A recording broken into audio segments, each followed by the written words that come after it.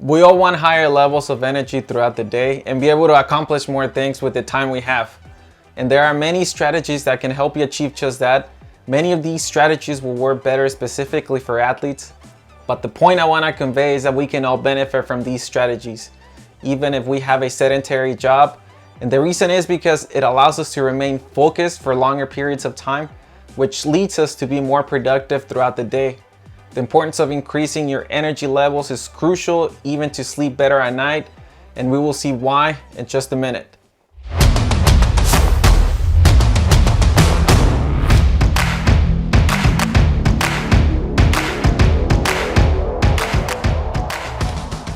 There are 4 sources we can extract energy from, each one with their own limitations and specific amount of duration. Therefore, using one versus another at each moment will vary, or using a combination of all 4 sources specifically will be more adequate when we have a hard task ahead or an athletic competition that could last for more than 90 minutes. In general, high demanding physical activities will lead us to exhaust our glycogen levels both in our muscle and in liver, leading to deplete our neurotransmitters from our central nervous system, which leads us to feel fatigue. If you utilize the following suggestions I'm about to mention, you should not have any issues with your glycemic index. This means that you will have no peaks or severe drops in your sugar blood levels that can cause a drastic surge of energy or a fast drop throughout the day. These simple suggestions are as flexible that you can use them if you're competing at a CrossFit Games or doing an Ironman, or if you have a particular day at work that you know you require more mental endurance, focus, and energy. The 4 basic sources of energy that I want to mention are carbohydrates being number 1, which they need to be easy to break down by the body, and also not to quickly elevate or quickly drop our glycemic index, as I was just mentioning, because this plays a huge role in our energy levels. Amino acids being number 2. Next one, we have ketone bodies, which are derived from fats or another derivatives like MCT oil, which is another type of fat that will also bring you energy. Lastly, we have electrolytes, which in a minute you will see why they are relevant. Now let's see this in more detail. In carbohydrates, we have substances that help us retain reserves of glycogen. These reserves found in our muscles as well as in our liver. Keeping those reserves will bring you energy throughout the day and throughout several hours depending on the level of activity. And at the same time, they won't increase your sugar levels, which you know is a negative effect. These substances that will bring you great results are the following: dextrose, dextrin, and cyclic dextrin. These 3 substances allow you to maintain reserves of glycogen in your muscles, which are reserves needed to produce enough energy. At the same time, they possess a unique quality, which is that they won't increase fermentation in your organism. When you consume sugar, for example, let's say I eat a banana in the middle of a race, that fructose that's in banana, in general, because of our gut flora, will be fermented. And if you want to maintain stable levels of energy, we want to avoid fermentation. Keep in mind that if you're going to need lots of energy, finding the appropriate combination and the right amount of all 4 sources will help you to maximize this effect. For example, a consumption of 100 to 150 calories per hour of the carbohydrate that I've just mentioned above is more than enough for a competition, so long you pair with other sources of energy. Otherwise, you will need a higher consumption of just one, in this case being carbohydrates. Instead, we can adequately balance all 4 sources of energy, so we will need to consume so much for one individual source. Secondly, we have amino acids. Amino acids instead of proteins are useful to produce energy for 2 main reasons. The first thing is that if I need energy, amino acids can be quickly turned into energy. This is important because it won't affect our muscle mass. And I mention this because for the people that consume very little amino acids or don't consume them at all during competitions that last for more than 90 minutes on average, those people will begin to break down muscle mass to produce energy.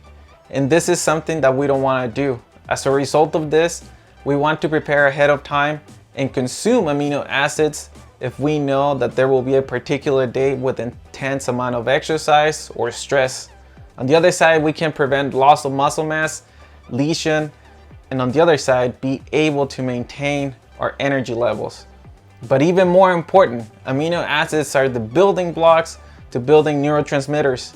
And neurotransmitters in the brain are the ones that do all the functions that are depending on the brain, such as muscle contractions, which is a neurotransmitter called acetylcholine. And if I don't have the building blocks to create this neurotransmitter, even if I have lots of energy, I won't be able to create those contractions. So if our neurotransmitters are depleted, we are going to feel fatigue or feel less focused whenever we do work. Therefore, consuming amino acids to be able to produce neurotransmitters is the basis for keeping myself focused for longer periods of time, such as in the case if I'm studying for an exam, and at the same time keeping stable levels of energy. Naturally, this allows us to have a good mental function without any fatigue and be able to perform during a competition or a day at work. The great aspect about consuming amino acids in powder form is that it makes them easy to absorb, makes the process of transforming them into energy or neurotransmitters a relatively fast process. And if you want to have these benefits, all you need to do is drink essential amino acids. In third place, we have sources of energy that are derived from fat. With all the new discoveries made in the nutritional field, there's been a lot of changes as far as the way we perceive fats, such as cholesterol and triglycerides. Now we've seen lots of people doing diets like the keto diet, which is heavily based on fat consumption, and it does have its benefits, but the important aspect here that you can take away is that you can get the same benefits without putting your body through ketogenesis. For example, when we have lots of hours without eating, say during an intermittent fasting, once we pass the 12-hour mark, in general, our body will naturally begin to use fat as a source of energy.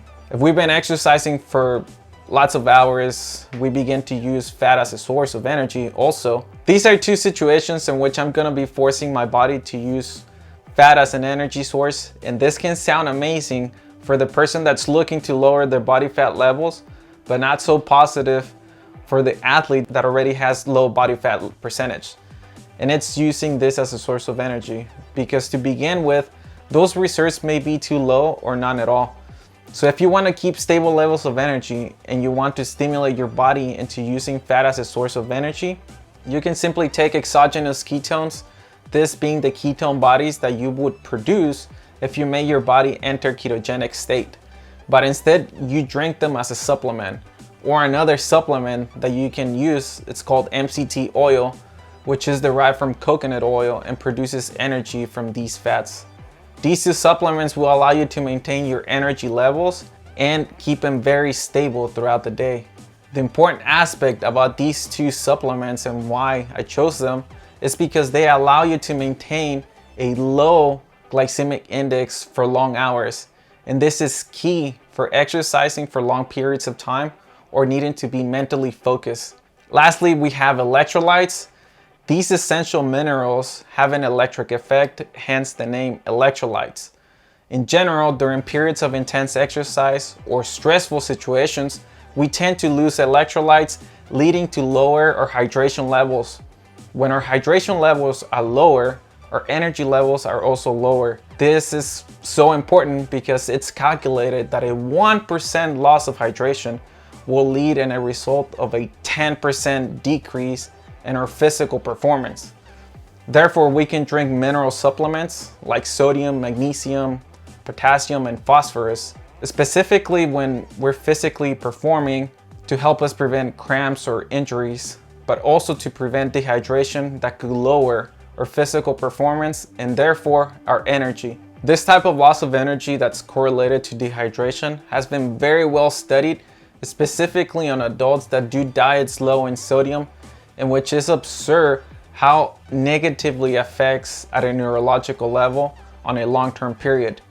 And as you can see with this case with sodium, when it comes to the biology of our bodies, nothing is just black and white. We can assume that one thing that worked for somebody will also work for me. This is important to remember, so you learn to observe your own body for these clues. In the regards of the production of energy, electrolytes are simply essential, because when our cells have the need to activate, and this could be a muscle cell needing to contract or a neuron that needs to relay a message to do all the neurological processes that our brain needs, these cells to generate the energy and activation need the help of sodium potassium pumps. And don't worry, because you don't need to understand anything about these pumps. All you need to understand is that these pumps are essential for your cells to work, and as the name says, these pumps utilize sodium and potassium to work, which means that if I have a deficit in these substances, naturally the function of these pumps will be stalled. This can be easily fixed by simply drinking small amounts of salts and minerals during the time of exercise, or depending on the activity that you have. But this also means that you must avoid drinking drinks that are high on high fructose corn syrup, and you already know which drinks I'm referring to. They usually come in an aluminum can and can be different in color.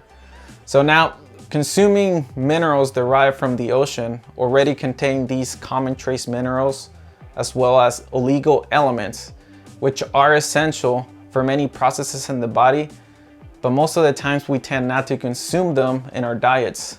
This is why using trace mineral supplements that can be easily added onto the water will give us good results.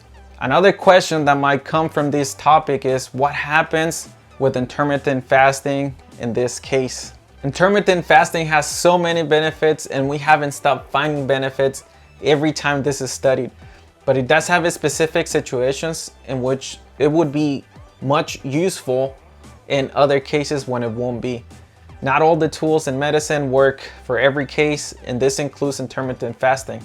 Now, if you've been doing intermittent fasting for some time, when it comes to exercise of short duration, like high intensity interval training or exercises that last no more than 1 hour, intermittent fasting works without any problem. But on the other hand, this won't be recommended if you're going to go on a bike ride for more than 3 hours. But if your objective is cognitive performance and higher levels of mental energy than that of a physical performance, you should do quite the opposite and do harder tasks when you've been fasting for more than 12 hours. For example, if your last meal was around 9 p.m. and you have an important meeting, the next best time will be around 9 to 10 in the morning of the following day to have the meeting to be most mentally alert.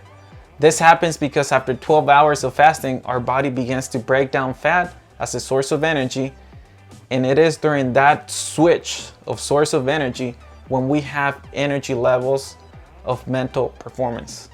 Now, one last thing that you might be asking yourself, can we do keto to have more energy? With respect to ketogenesis, understand this. It will not be recommended to do ketogenesis when you're doing high intensity training.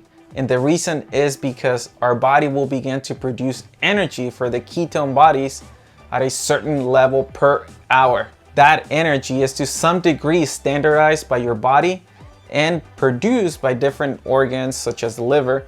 In this case, when you do high intensity training and spend a certain amount of energy per hour, if the energy that you're spending is higher than that of the one that your body is able to produce during ketogenesis, it will not fulfill the energy expenditure that you're required to endure high intensity training. But ketogenesis will work for exercises of longer periods and lower intensity, such as long walk.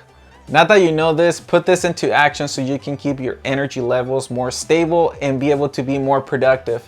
And if you like this video, hit the like button, hit the notification bell, and consider subscribing because we'll be posting more videos like this one every week. Join us as we learn more and more how to improve our lives and our health.